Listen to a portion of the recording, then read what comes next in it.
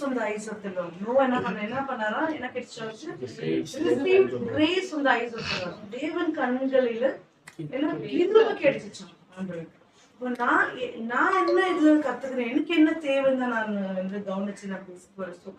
நமக்கும் தேவனுடைய கிருபை ஒரு கண்களில எப்பவுமே இருக்கணும். தயவு நம்ம எப்போ ஒரு இதுல பாரு, நோவா தேவன் கண்கள் தயவு பெற்றாருன்னு. அப்போ அந்த ஃபேவர் ஏற்கனவே சொன்ன மாதிரி கிரேஸுக்கு அடுத்து பியாண்ட் கிரேஸ் இஸ் ஃபேவர். நமக்கு தயவு கிடைக்கணும். அதுக்கு நம்ம Noah walked with God, Noah please with God. தேவனோட நடந்தாரா, தேவனுக்கு பிரியமா இருந்தாரா நோவா. அப்போ நோவா வந்து இன்னொரு வார்த்தை அவங்க சொன்ன இந்த வசனத்துல இருந்து, Noah did all that God commanded him. Noah வந்து தேவன் கட்டளையிட்ட எல்லாமே ஃபாலோ பண்ணாங்க. அப்போ நாம தேவனோடு நடக்கணும்னா அவர் ஆவியில கரெக்டா இருந்தாருன்னு சொன்னாங்க. இப்போ தேவனோடு நம்ம நடக்கணும்னா நம்ம எப்படி கனெக்ட் ஆகணுமா? ஆவியில கனெக்டா இருக்கணுமா, அவருக்கு பிரியப்படுத்துற மாதிரி நடந்துக்கணுமா. அப்போ அவருடைய எல்லா கட்டளையும் நம்ம ஃபாலோ பண்ணாதான் நம்ம அவரோட நடக்க முடியும், ஆவியில கனெக்ட் ஆக முடியும், அவரை பிரியப்படுத்த முடியும். அப்போ நோவா வந்து தேவன் அழைக்கும் போது Noah when God called Noah, அப்போட ஃபேமிலியும் பாருங்களேன், யோசிச்சு பாருங்களேன். இப்போ அவங்க கேட்டாங்க, ஆல்பர்ட் இப்படி இருந்தா என்ன பண்ணிருப்ப ஆல்பர்ட், நீ திடீர்னு வேலை விட்டுருன்னு சொன்னாக்கா ஆண்டவர் என்ன பண்ணுவாரு தைரியமா சொல்லணும். ஏன்னா நோவா வந்து தன்னோட குடும்பத்தை எப்படி எடுத்துன்னு வந்திருப்பாருன்னா விசுவாசத்துக்குள்ளோ, இவர் போய் சொன்ன உடனே மத்த ஜனங்க சொல்ற மாதிரி பைத்தக்காரா அப்படின்னு சொல்லாம அக்செப்ட் பண்றவங்க ஃபேமிலி. மொத்த ஃபேமிலியோட சப்போர்ட் இல்லாம கண்டிப்பா அவர்னால இதை பண்ணிருக்க முடியாது.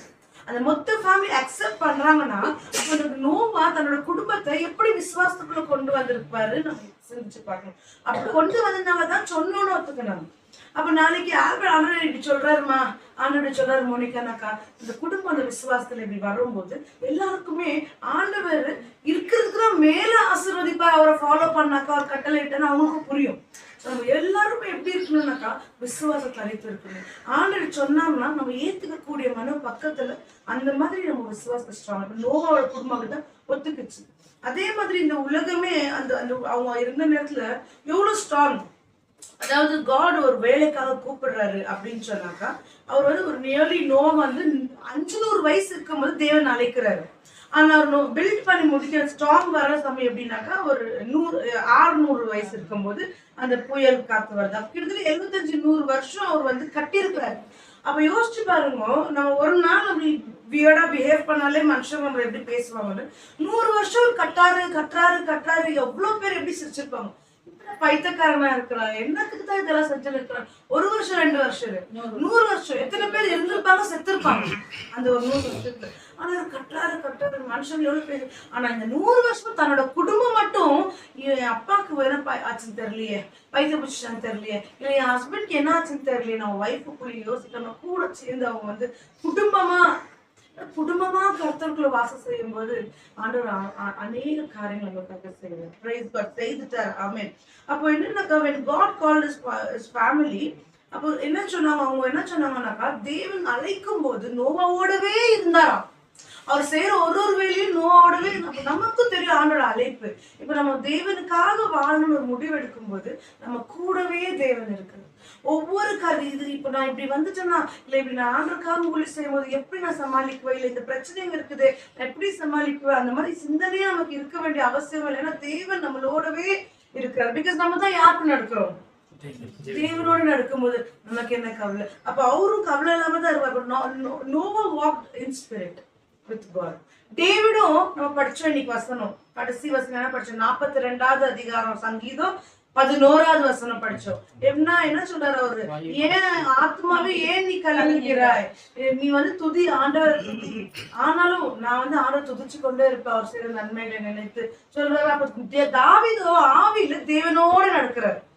நாமளும் தேவனோட நடக்க கத்துக்கணும். நம்மளுடைய ஆத்மாக்க பேச கத்துக்கணும். நம்ம படிச்சோம் அதுதான். இப்ப இன்னைக்கும் அதுதான் வந்ததுக்கு அப்புறம் அவங்க வந்து ஆத்மாக்க பேச கத்துக்கணும் இருந்தாங்க. தாவீதா இருந்தாலும் சரி, நோவாவா இருந்தாலும். நோவாக்கு நினைக்கிறீங்களா எந்த சிந்தனையும் வராம 100 வருஷம் பியூரா அப்படியே ஆண்டவரையே நினைச்சு நின்றுருப்பாரு. அவர் ஒரு மனுஷன் பேசும்போது தாட்ஸ் இருக்கும். இன்னும் அவருக்கு ஒரு ஆத்மாவிட்ட பேசியிருப்போம், என்னென்னவா பண்ணிட்டு இருக்கிற, நீ ஏனவா இதெல்லாம் பண்ணிட்டு இருக்கிற, உண்மையா அவங்க தெரியுமா கடவுள் தான் சொல்றாரான்னு டிக்டேட் பண்ணிருக்க, தன்னுடைய ஆத்மாவுக்கு டிக்டேட் பண்ணி. ஆனா அவர் ஆவில வாழ்ந்தால்தான் அவர் ஆத்மாவுக்கு பேசியிருப்பாரு.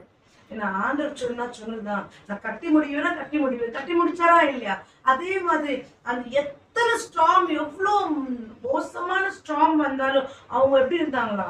அழகா சேவ் ஆயிருந்தாங்களா? இன்னைக்கு நாம இயேசுங்கிற அந்த ஆத்துக்குள்ள இருக்கும்போது, இயேசுங்கிற அந்த பேழைக்குள்ள, இயேசுங்கிற அந்த வார்த்தைக்குள்ள நம்ம இருக்கும்போது, எத்தனை விதமான மெனி கைண்ட்ஸ் நம்ம படிச்சோம், விதவிதமான அந்த ஸ்டார்ம், அந்த புயல் காத்து நமக்கு அடிச்சாலும் கூட நம்ம ஆறுக்குள்ள இருக்கிற வரைக்கும் நமக்கு ஒரு சேதமும் நம்ம கிட்ட வரும், ஒரு கீழல் உள்ளாது நம்ம வாழ்க்கை. நோவா அவர் புரிஞ்சுக்கினார் தேவனுக்குள்ளோ அவர் கட்டச்சொன்ன அந்த பேழைக்குள்ள இருந்தா எனக்கும் என் குடும்பத்துக்கும் எந்த சேதாரம் இல்லைன்னு. அதே மாதிரி நாமும் இயேசுங்கிற வார்த்தைங்கிற அந்த பேழைக்குள்ள இருக்கிற வரைக்கும் நமக்கு ஒரு சேதாரம் ஒரு வாழ்நாள் முழுவதுமே இருக்காது. இன்னைக்கு இருக்கிறோம், நாளைக்கு அது இல்ல. தேவன் சொல்றாரு சங்கீதம் 23:6 என்ன சொல்றாரு? நன்மையும் கிருபையும் வாழ்நாள் எல்லாம் தொடரும் இருக்குது. கொஞ்ச நாள் தொடரும் இருக்காதுல்ல, வாழ்நாள் எல்லாம் தொடரும், மீதிய நாட்கள் தொடரும், அப்புறம் அவர் வீட்டுல நம்ம இருப்போம்னு இருக்குது. பிரைஸ் காட், ஹல்லேலூயா.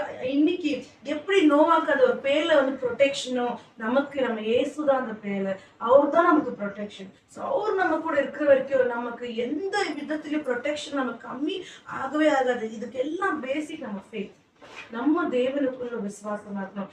விசுவாசம் கிறிஸ்து மூலியமா நமக்கு கிடைக்குது. அந்த கிறிஸ்துவோட வார்த்தை நம்ம அணைந்திருக்கும் போது அந்த ஒரு வசனம் இருக்குது இல்லையா, கிறிஸ்துங்கிற அந்த குளோதை நம்ம வேர் பண்ணிக்கணுமா, அதை நம்ம அணைந்து இருக்கும் போது நம்ம ஒரு ஆக்குள்ள ஒரு சேதாரமும் கிட்ட வராது. என்ன மாதிரியான சூழ்நிலை புயலா இருந்தாலும் நம்ம ஆக்குள்ள இருக்கிறதுக்கு நமக்கு ஒரு சேதாரமும் வராது. இன்னைக்கு நம்ம கத்துக்கலாம், ஆத்துமாக்கள் பேசி அடுக்க அமர வைக்கணும், வச்சு நம்ம ஆவியில் ஆண்டவரை கனெக்ட் ஆகணும். பிரைஸ் காட், ஹல்லேலூயா. நோவாக்கு தேவனுடைய சத்தம் எப்படி தெரிஞ்சுக்க வாய்ப்பு உண்டு? யார் தேவன், எப்படி இருப்பாரு, ஒண்ணுமே தெரியல, ஆனா விசுவாசம். இன்னைக்கு நமக்கு தெரியும் நம்ம தேவன் யாரு. ஒரு மனுஷ ரூபத்துல நம்ம காண்பித்து கொடுத்திருக்கிறாரு. நமக்கு இன்னும் ஈஸி நம்புறது அவங்கள விட, ஆனா நம்ம தான் நம்புறதுக்கு கஷ்டப்படும். இன்னைக்கு அந்த நம்பிக்கைக்குள்ள வரணும், அந்த ஆட்கள் எல்லாரும் ஒண்ணு சேரும். அப்ப நம்ம வேலை என்ன, ஒரு ஆத்துமாக்களையும் போய் தொழிந்து போன ஆட்டுக்குட்டிங்களை எடுத்துன்னு இந்த பேழைக்கு பேழைக்கு கூட்டுறது நம்மளோட வேலையா இருக்கணும். அதுதான் நம்மளோட அழைப்பு ஆண்டவர் கொடுத்திருக்காரு ஒவ்வொருத்தருக்குமே. பிரைஸ் காட், ஹல்லேலூயா. இன்னைக்கு எல்லாருமே யாரோட நடக்கணுமா? தேவனோட நடக்கணும்.